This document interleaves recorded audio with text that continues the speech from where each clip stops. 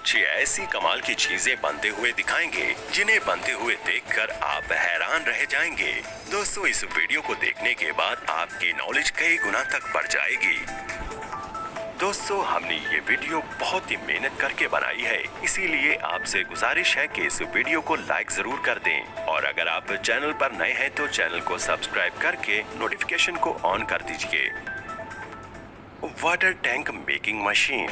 दोस्तों, water tank बनाने के लिए इस मशीन में 4 मोल्ड लगाए जाते हैं। वाटर टैंक बनाने के लिए इन मोल्ड्स में एक खास तरह का प्लास्टिक मटेरियल पाउडर जो LLDP पाउडर का मिक्सचर होता है उसे मोल्ड में डाला जाता है और फिर इन मोल्ड्स को अच्छी तरह से सील करने के बाद इस चेम्बर को बंद कर दिया जाता है और मोल्ड्स की रोटेशन को स्टार्ट कर दिया जाता है और इस चैम्बर के अंदर लगे बर्नर को भी स्टार्ट कर दिया जाता है। गर्मी की वजह से मोल्ड के अंदर डाला गया पाउडर पिघल कर मोल्ड के चारों तरफ अच्छी तरह से चिपक जाता है और फिर कुछ देर बाद चैम्बर का दरवाजा खोलकर कूलिंग फैन चलाकर इन मोल्ड्स को ठंडा कर दिया जाता है और फिर आखिर में इन मोल्ड्स को ओपन करके चारों मोल्ड्स के अंदर से वाटर टैंक को निकाल लिया जाता है। इस तरीके से वाटर टैंक पूरी तरह से बनकर तैयार हो जाता है। PVC pipe making machine.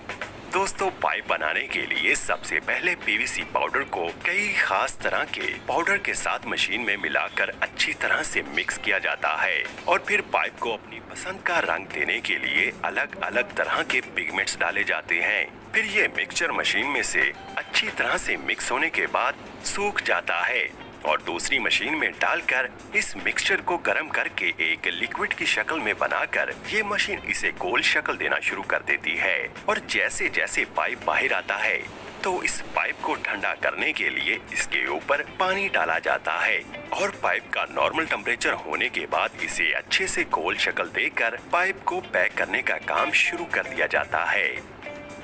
Fan making process.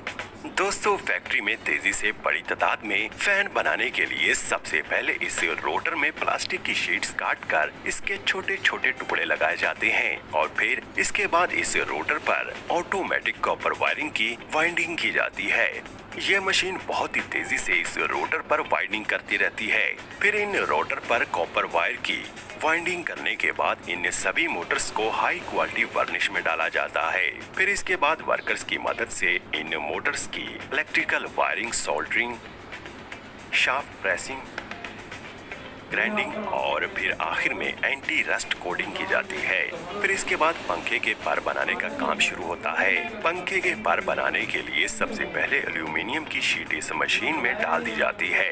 ये मशीन इन शीट्स को पर के साइज के मुताबिक पूरे प्रॉपर तरीके से काटती रहती है। फिर इन परों में सुराख किए जाते हैं। फिर इन परों को मशीन से एक ठीक शेप दी जाती है जिससे हवा तेज और सही तरह से आ सके।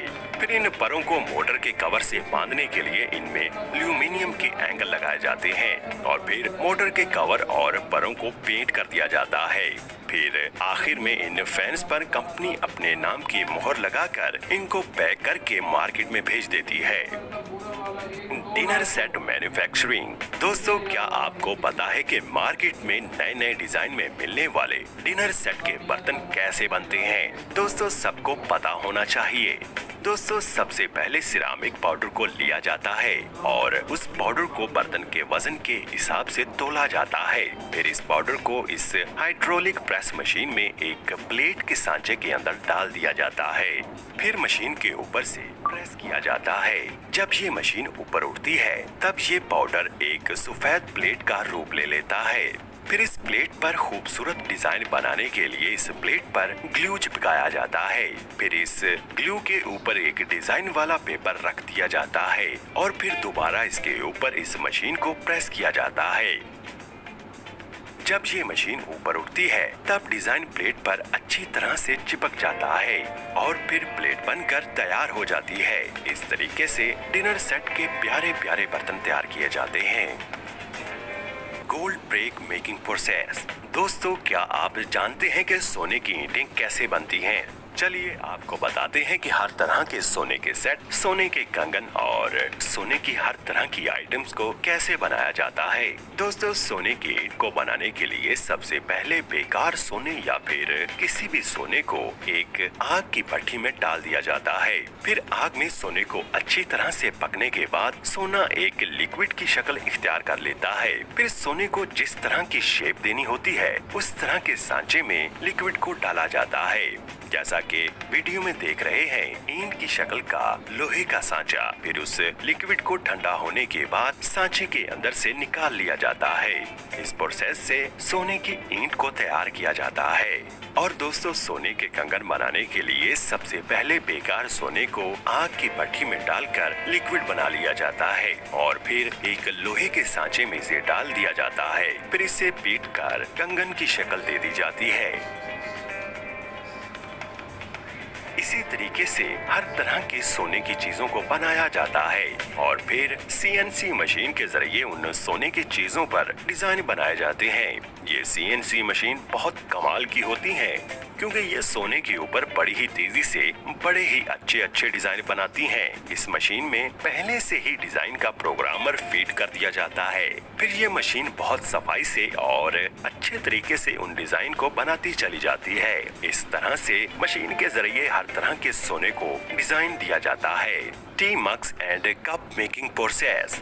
दोस्तों, चाय के मग और कप बनाने के लिए सबसे पहले रॉ मटेरियल को तैयार किया जाता है। इस रॉ मटेरियल को तैयार करने के लिए मिट्टी और कई तरह के मटेरियल्स को पानी के साथ अच्छी तरह से मिक्स किया जाता है और फिर इस मिक्सचर को मोल्ड में डालकर मग की शेप दे दी जाती है।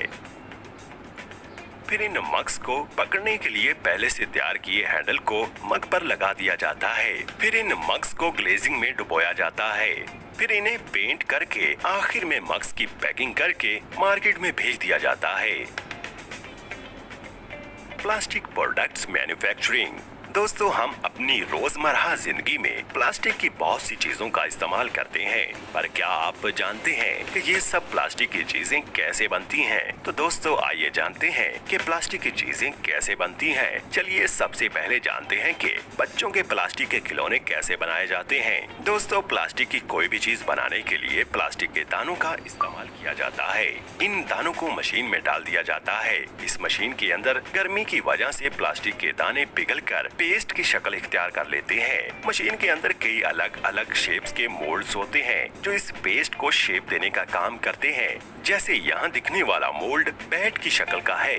फिर इस बैट को कंप्रेस किया जाता है और फिर हवा भरकर ये बैट पूरे तरीके से तैयार हो जाता है।